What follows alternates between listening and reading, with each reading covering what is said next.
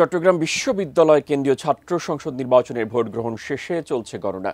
সার্বিক অবস্থা জানাতে ক্যাম্পাস থেকে সরাসরি যুক্ত হচ্ছে সহকর্মী মনিরুল ইসলাম মিন্টু। ভোট গণনা তো চলছে, সর্বশেষ কি খবর আছে আপনার কাছে আমাদের জানান। বিশ্ববিদ্যালয় কর্তৃপক্ষ তারা আমাদের জানিয়েছিলেন যে ডাকসু এবং জাকসু নির্বাচনের যে অভিজ্ঞতা, সেই অভিজ্ঞতা কাজে লাগিয়ে তারা এই নির্বাচনের যে প্রস্তুতি সেটা সাজিয়েছিলেন এবং ফলাফল ঘোষণার জন্য বা ফলাফল গণনার জন্য যে তারা ওএমআর মেশিন সেটি ব্যবহার করছেন। কিন্তু আমরা লক্ষ্য করছি যে আসলে যে পদ্ধতিতে হচ্ছে এবং যেভাবে হচ্ছে তাতে যে ফলাফল ঘোষণা এখন পর্যন্ত আসলে খুব বেশি অগ্রগতি লক্ষ্য করিনি। ফলে শেষ পর্যন্ত আসলে কখন এই ফলাফল ঘোষণা কর্তৃপক্ষ করতে পারবেন সেটি নিয়ে কিন্তু এক ধরনের সংশয় তৈরি হয়েছে। তবে আমরা লক্ষ্য করছি যে 5টি কেন্দ্রে যে ভোট গ্রহণের পর থেকেই তাদের যে কার্যক্রম সেটি কার্যক্রম অব্যাহত রেখেছে। তবে আমরা বেশ কিছুক্ষণ আগেই দুটি হলের ফলাফল আমরা পেয়েছিলাম, সেটি যদি আপনাদেরকে একটু জানাতে চাই। সেক্ষেত্রে শিল্পী আব্দুর রশিদ ছাত্রাবাস চারুকলার, সেখানে মোট ভোট কাস্ট হয়েছিল 124টি এবং সেখানে ভিপি পদে ইব্রাহিম রনি শিবির সমর্থিত প্রার্থী, তিনি 27টি ভোট পেয়েছেন। সাজ্জাদ হোসেন হৃদয়, তিনি ছাত্র দল সমর্থিত ভিপি প্রার্থী, তিনি 34 ভোট পেয়েছেন এবং জিএস পদে সাইদ বিন হাবিব শিবির সমর্থিত প্রার্থী, তিনি 28 ভোট এবং সাফায়েত হোসেন ছাত্রদল সমর্থিত প্রার্থী, তিনি 12 ভোট পেয়েছেন।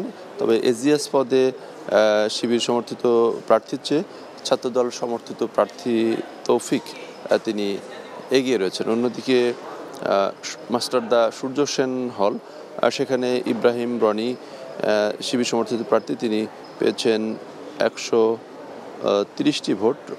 অন্যদিকে সাজ্জাদ হোসেন হৃদয় ছাত্রদল সমর্থিত প্রার্থী, তিনি 141 ভোট পেয়েছেন। তবে জিএস পদে সাইদ বিন হাবিব শিবির সমর্থিত প্রার্থী, তিনি পেয়েছেন 175টি। অন্যদিকে সাফায়েত হোসেন ছাত্রদল সমর্থিত প্রার্থী, তিনি পেয়েছেন মাত্র 30 ভোট মতো পেয়েছেন। অন্যদিকে এজিএস পদে তৌফিক, তিনি ছাত্রদল সমর্থিত প্রার্থী, তিনি পেয়েছেন 170 ভোট। অন্যদিকে শিবির সমর্থিত প্রার্থী, তিনি পেয়েছেন 65 ভোট।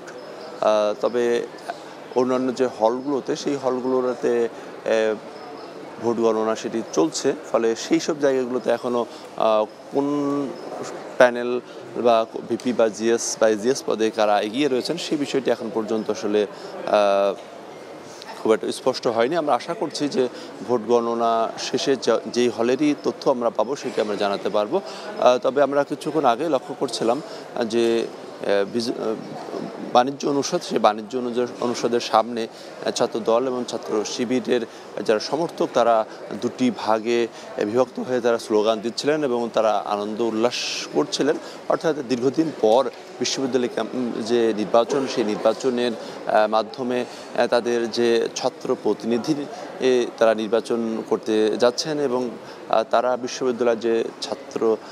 বিশ্ববিদ্যালয়ের যে তাদের আবাসন সমস্যা, পরিবহন সমস্যা, সেই সঙ্গে নিরাপত্তা এবং পরিবেশ বান্ধব বলতে ক্যাম্পাসের শিক্ষার্থীদের প্রয়োজনীয় যেসব প্রয়োজন রয়েছে সেই সব সমস্যা নিয়ে কাজ করবেন, এমনটি আসলে তারা প্রত্যাশায়। এবং সারাদিনই উৎসবমুখর পরিবেশে ভোট গ্রহণ হয়েছে, যদিও বিকেলের দিকে কিছুটা অনিয়ম নিয়ে উত্তেজনা তৈরি হয়। অবশ্য সকালের দিকে যখন ভোট গ্রহণ চলে তখন ছাত্র দলের সমর্থিত ভিপি প্রার্থী তারা কিছু অভিযোগ করেছিলেন। তবে সন্ধ্যার পরে ছাত্র দল এবং ছাত্র শিবির সমর্থিত উভয় প্যানেলই তারা নির্বাচন নিয়ে বেশ কিছু অনিয়মের অভিযোগ তারা তুলেছেন।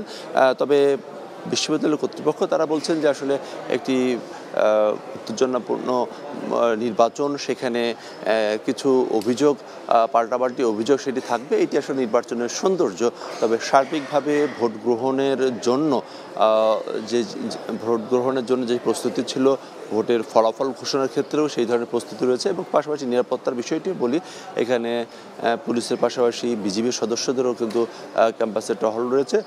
তবে ক্যাম্পাসের বাইরে আমরা প্রায় 1 ঘন্টা আগে আমরা লক্ষ্য করেছি যে সেখানে বিএনপি এবং জামাত ইসলাম, ছাত্রদল, ছাত্র শিবিরের ক্যাম্পাসের বাইরে যারা রয়েছেন তাদের মধ্যে একটা মুখোমুখি অবস্থান ছিল। তবে আইনশৃঙ্খলা বাহিনীর সদস্য তাদেরকে আসলে সেভাবে তাদেরকে জড়ো হতে দেননি।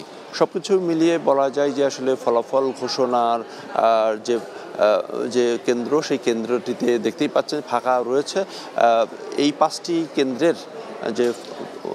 কেন্দ্রের ফলাফল একসঙ্গে যোগ হওয়ার পরে এই বিজনেস অনুষদের যে হল রয়েছে সেখান থেকে ফাইনালি ফলাফল ঘোষণা করা হবে।